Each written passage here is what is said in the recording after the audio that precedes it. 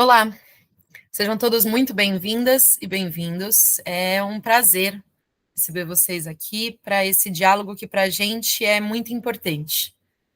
Eu me chamo Manuela, tenho 37 anos, sou uma mulher parda, de cabelos cacheados e castanhos, que hoje estão soltos e colocados sob o meu ombro direito. Os meus olhos também são castanhos e hoje eu estou vestindo uma blusa de frio lilás. Bom, novamente eu agradeço profundamente por estarem aqui. A presença de vocês já demonstra a abertura e a disposição necessária para a gente conversar para um tema que é verdadeiramente importante. É o entendimento de como que as nossas crianças e adolescentes podem aprender e exercitar a empatia. Como que se constrói um respeito genuíno pela diversidade, que é uma característica essencialmente e naturalmente humana. E, de forma prática, como que escola e família podem atuar como parceiras juntas para fortalecer esses valores que são essenciais na construção da sociedade que a gente deseja.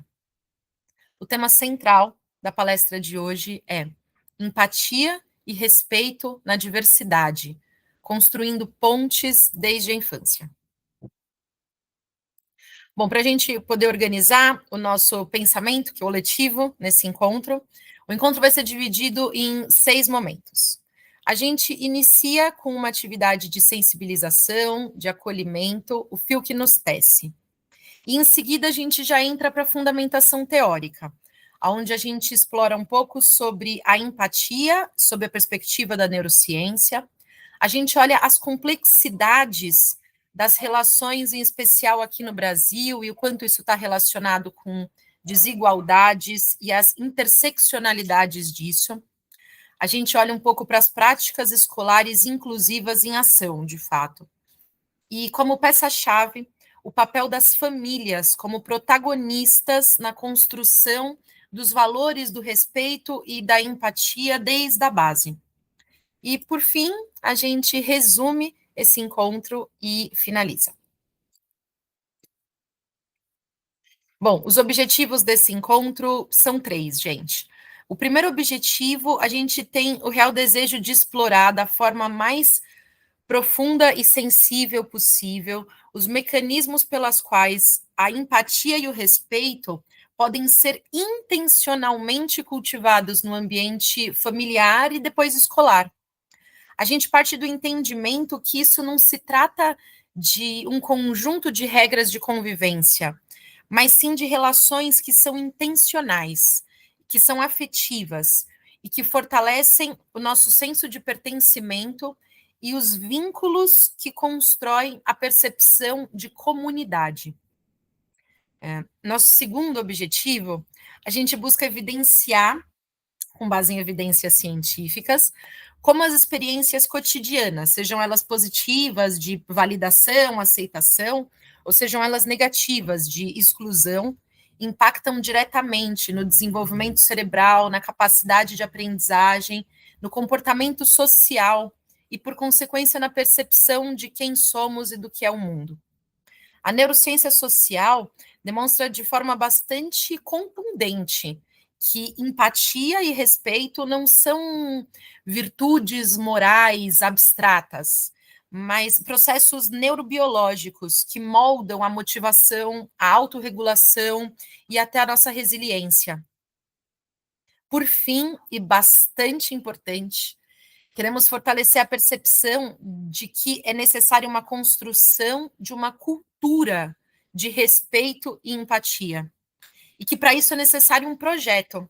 E que esse projeto é necessariamente coletivo também. A gente precisa de um envolvimento de escola, família e de toda a comunidade em torno. Mas, de forma bastante direta, o objetivo desse encontro é que cada um de nós saia daqui com a segurança e com repertório para entendimento de que as nossas atitudes individuais moldam as ações coletivas e que as coletivas podem fortalecer um ambiente seguro, acolhedor e aí sim verdadeiramente inclusivo para o desenvolvimento pleno de todas as nossas crianças e adolescentes. Vamos lá? Para isso, eu proponho um pensamento sobre uma frase importante para a gente começar.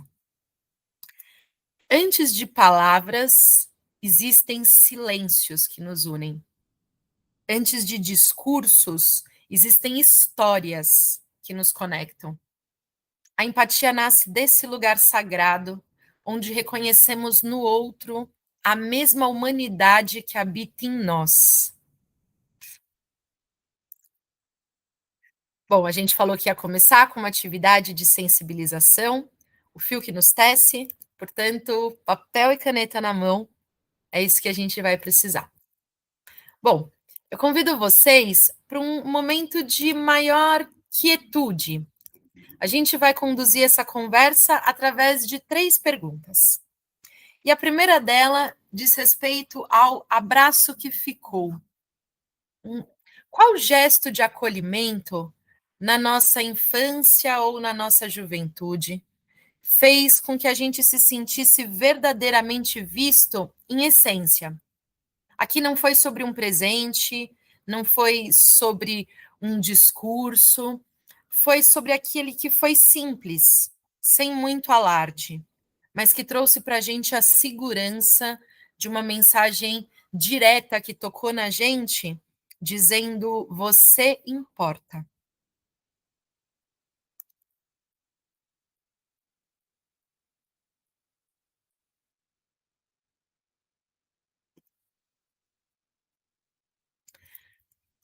A nossa próxima pergunta, o fio de ouro da diferença, eu gostaria de convidar vocês a pensar sobre uma pessoa que a experiência de vida, a personalidade, o jeito, a forma de pensar era completamente diferente da sua.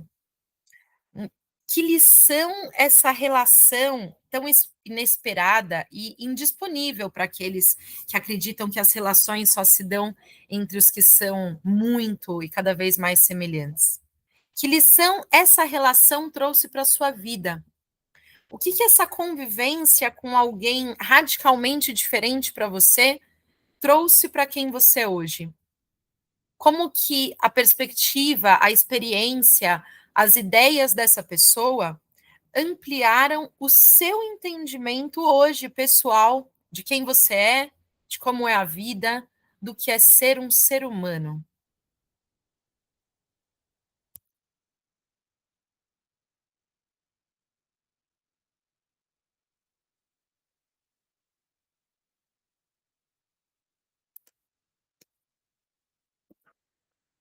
A nossa última pergunta, a cicatriz que ensina.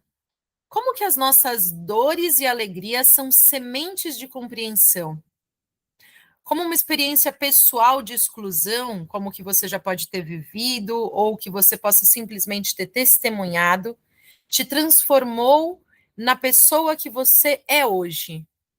Como que isso possibilita um compromisso ativo para que nenhuma outra criança sinta a exclusão que você sentiu ou testemunhou?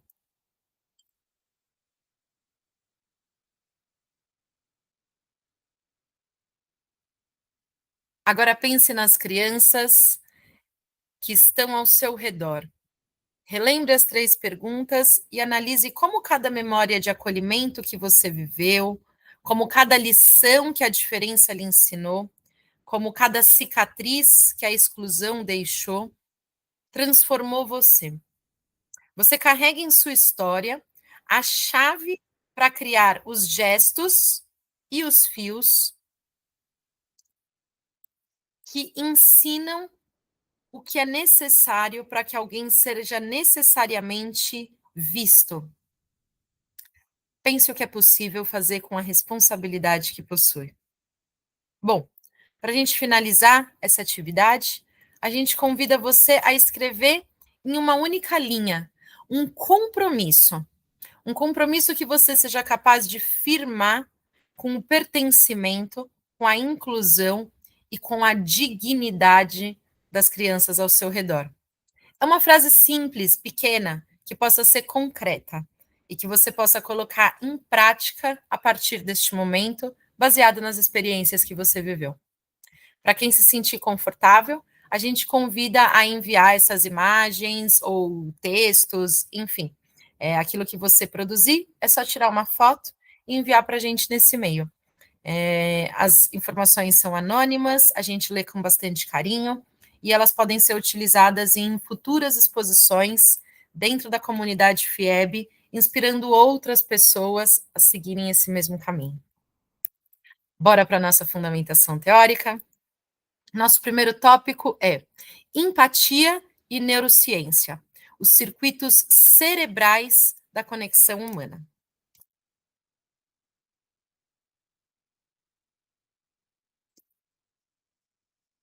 Bom, a empatia, gente, ela não é um valor ético desejável. Ela é uma habilidade cerebral bastante complexa e que envolve a organização, a orquestração de várias regiões especializadas do cérebro. Isso passa pelo córtex pré-frontal, medial, que está super relacionado com a tomada de perspectiva, de decisão, a ínsula anterior, que é capaz de mapear sensações corporais, e ainda a amígdala, o nosso centro de processamento emocional. Essas áreas elas trabalham em conjunto para processar tanto as nossas próprias emoções, quanto o entendimento que a gente tem das emoções alheias, permitindo que a gente reconheça com um dado nível de precisão os sentimentos, as perspectivas, as necessidades das outras pessoas. Estudos bastante robustos da neurociência social indicam que crianças expostas de uma forma consistente a ambientes empáticos, acolhedores, inclusivos, desenvolvem circuitos neurais mais fortes e mais eficientes, relacionados à regulação emocional, ao controle de impulsos. Por outro lado, a recíproca também é verdadeira. Os ambientes hostis, negligentes, cronicamente excludentes, podem fortalecer e consolidar padrões neurais disfuncionais, associados a um maior risco de ansiedade, a agressividade que é reativa, ou ainda um comportamento de retraimento social. A linguagem que a gente utiliza, ela desempenha um papel central e formativo nesse processamento. Palavras que validam experiências e reconhecem esforços genuínos, eles estimulam ativamente a liberação da dopamina, aquela que está ligada à motivação e à recompensa. E também a ocitocina, que pode estar ligada com vínculo e com confiança. Em contrapartida, as frases, as palavras que são depreciativas, que desqualificam, que rotulam, que estereotipam, podem ser internalizadas como crenças negativas sobre o entendimento que temos de si mesmos, de nós mesmos. Isso pode influenciar profundamente o entendimento que temos das nossas emoções, de quem somos, da nossa autoestima e, por consequência, de como entendemos, aceitamos e validamos o outro. Além disso, gente, a plasticidade cerebral, que é essa maravilhosa capacidade que o nosso cérebro tem de se modificar constantemente com as experiências vividas, permite que vivências positivas de empatia e inclusão moldem e fortaleçam os circuitos neurais ao longo de uma vida. Crianças e adolescentes que vivenciam o reconhecimento constante das suas singularidades, das suas individualidades, aprendem na prática neural a respeitar e valorizar a diferença alheia, criando assim uma cultura de pertencimento, de inclusão que se autoalimenta. Mas isso não é tão simples quando a gente se depara com a realidade brasileira, repleta e construída de desigualdades que se entrelaçam, que se interseccionam. Vamos olhar um pouquinho para isso? Bom, de cara, para a gente começar a compreender a fundo respeito e empatia, Eu preciso dizer que a gente precisa ter coragem para encarar a realidade concreta do que é o Brasil nos dias de hoje. A sociedade brasileira ela é marcada por uma desigualdade histórica e estrutural.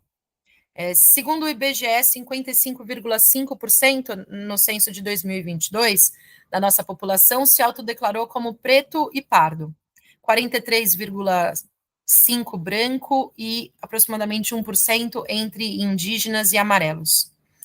No entanto, o racismo estrutural ele segue influenciando e ditando as oportunidades educacionais para a nossa população. O acesso ao mercado de trabalho, ao trabalho qualificado, ou ainda a plena garantia dos direitos que são constitucionais, fundamentais para o desenvolvimento humano, estão diretamente relacionados com os marcadores dos fenótipos de raça. Um marco também importante do nosso país é que ele apresenta uma grande e persistente outras disparidades. A gente tem disparidades de gênero, de classe social, de orientação sexual, de condição de deficiência, mas um outro dado importante que a gente traz, segundo o Banco Mundial, mostra que 10% dos mais ricos do Brasil concentram 60% da renda nacional. Outros dados importantes para a gente ir construindo essas questões de interseccionalidade e de quem é a nossa população: 18,6 milhões de pessoas possuem alguma deficiência. No campo da diversidade sexual, embora no Brasil hajam conquistas legais em relação a outros países e uma grande visibilidade da comunidade LGBTQIA+, o Brasil ainda lidera os tristes e vergonhosos índices de violência letal contra a pessoa trans. E é aqui que a gente começa a entender um pouco sobre como esses marcadores sociais, eles nunca vão atuar de forma isolada. Eles se cruzam, eles se potencializam. Uma criança negra com deficiência e de baixa renda vivenciará barreiras e formas de opressão completamente diferentes das vivenciadas por uma criança branca sem deficiência e de classe média. Esse é o conceito da interseccionalidade. E ele é crucial para que as famílias e as escolas compreendam que, na prática, o respeito e a empatia precisa considerar de uma forma sensível, gente, as múltiplas dimensões da identidade que se sobrepõem na construção de um indivíduo, fazendo com que marcadores sociais possam se sobrepor, gerando camadas diferentes de pertencimento ou de exclusão dentro de um mesmo grupo. As histórias curtas do cotidiano escolar, elas ilustram vividamente essa realidade. Em uma escola pública, alunos imigrantes que não falam português podem ser excluídos de atividades em grupos. Mas se professores implementam estratégias de rodas de conversa e projetos colaborativos que valorizam ativamente as experiências e as culturas diferentes, os mesmos alunos que antes que não conseguiam participar, hoje conseguem liderar apresentações sobre a cultura, sobre as suas origens e podem fortalecer significativamente o respeito às demais culturas, a cooperação dentro da turma e, por consequência, o valor e a habilidade da empatia. Percebem como isso passa diretamente pelo espaço escolar, por o desenvolvimento da infância e da adolescência? Tem horas dedicadas ao ambiente escolar. E é por isso que as práticas escolares são essenciais no desenvolvimento de empatia e respeito. Mas aqui a gente quer falar um pouco com vocês sobre como, no papel de família, a gente pode apoiar e cobrar as escolas disso. As escolas, elas verdadeiramente são capazes de promover a empatia e o respeito, além de simplesmente a presença de alunos que dão uma sensação de diversidade no ambiente. A escola ela é capaz de criar ambientes de participação ativa e pertencimento para todo mundo que está ali. E para isso, a família precisa se fazer presente no ambiente escolar. Conhecer e apoiar estratégias pedagógicas inclusivas, projetos colaborativos, está presente em rodas de conversa sobre diversidade, como esse que a gente está tendo aqui, ou ainda sobre mediações de conflito, rodas de circuitos de paz, educação restaurativa, são princípios e passos para a construção disso. Quando a família entende e valoriza essas práticas, elas ganham força, porque os alunos entendem que os projetos não são isolados e que família e escola estão juntos no mesmo objetivo. No ponto de vista legal, gente, a gente tem políticas como a LBI, a Lei Brasileira da Inclusão, 13.146, que garante o direito à educação inclusiva. A família, conhecendo esse direito, pode ser um agente ativo em uma cobrança efetiva na implementação da lei, seja participando das reuniões do conselho escolar, seja dialogando de forma direta com a equipe pedagógica, seja se fazendo presente na associação de pais e mestres. Essa presença assegura de que a escola em que os seus filhos estudam é um ambiente acolhedor, não só para ele, mas para todos. A neurociência confirma que as crianças que se sentem incluídas, mas que se sentem pertencentes a um ambiente que inclui e respeita a todos, aprendem melhor, porque a sensação de segurança libera as capacidades cognitivas, como a atenção e a memória. E é por isso, gente, que a parceria de família e escola envolve muitos pontos. Não é uma questão de valores, mas é um fator concreto que impacta diretamente no desenvolvimento das nossas crianças, na capacidade de aprendizagem que elas têm hoje e na construção da sociedade, da comunidade que a gente deseja, onde todos têm o direito de pertencer.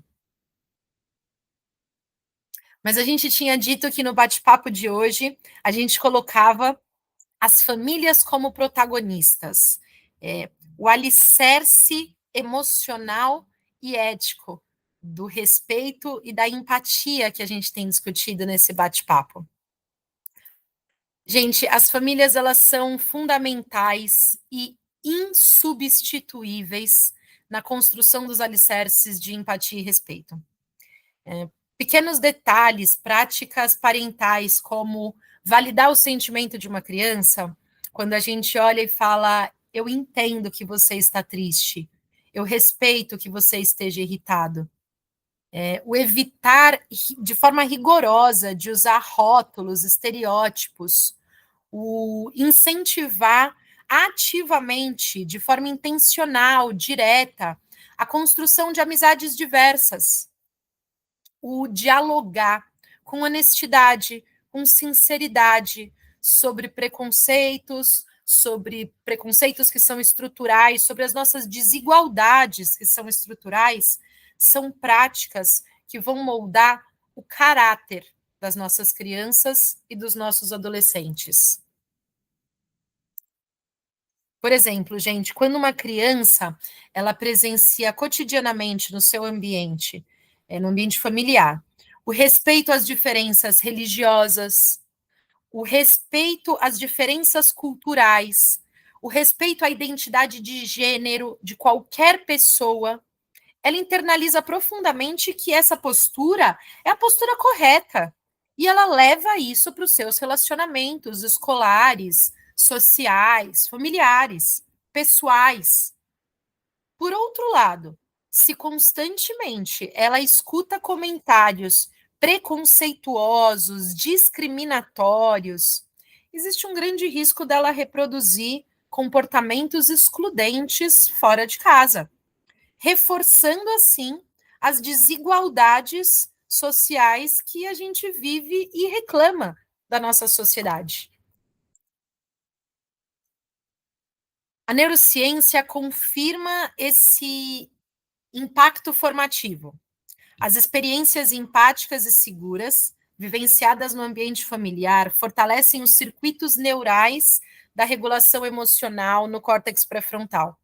Reduz a ativação crônica do sistema de ameaça da amígdala, permitindo uma maior tranquilidade, um aprendizado mais eficaz e a construção de confiança, porque essa é essencial nas relações interpessoais que a gente constrói no longo da vida.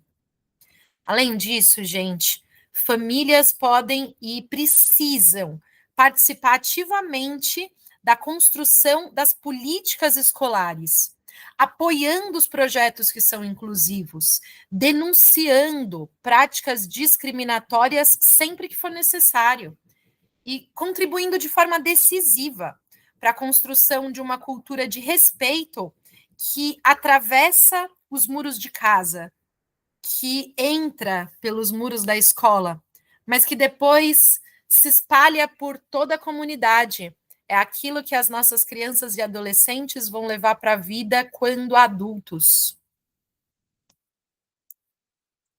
Bom, vamos resumir esse nosso bate-papo, cheio de informações, de contribuições para as práticas de desenvolvimento de empatia? O nosso resumo sempre é feito sob a luz da neurociência.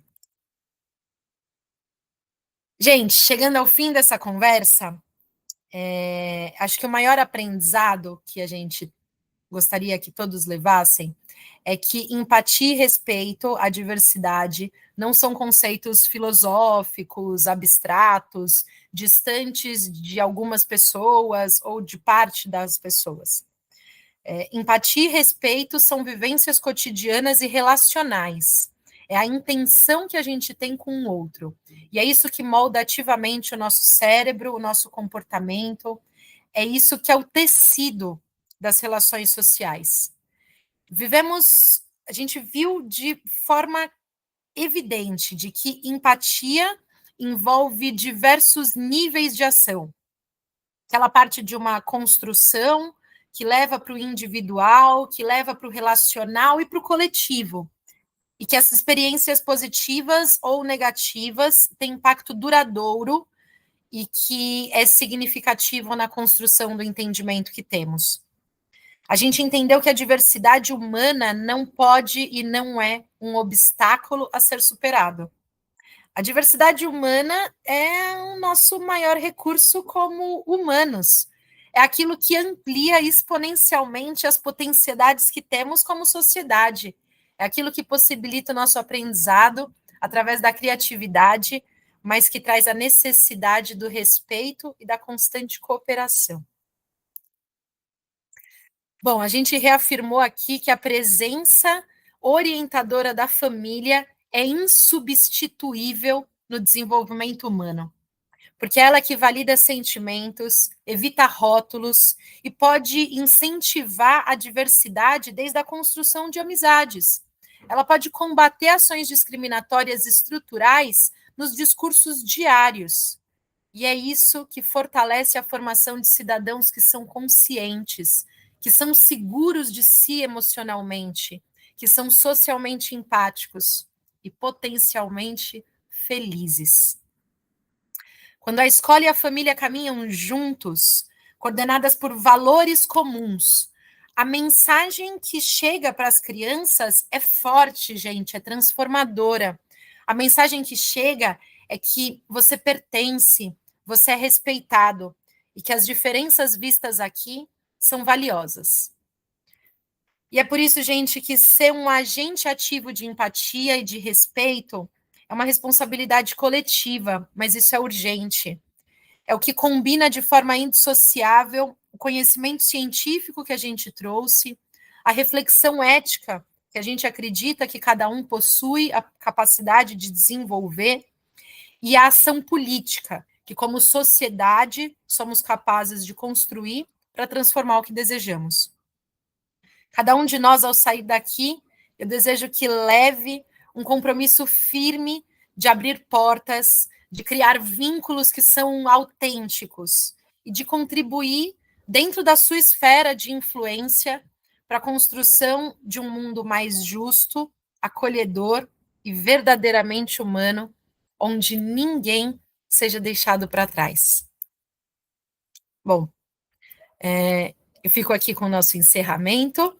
Tudo que é bom ou ruim dura o tempo que tem que durar. Eu não me chamo Manuela e gostaria de agradecer profundamente os minutos que vocês dedicaram nessa troca.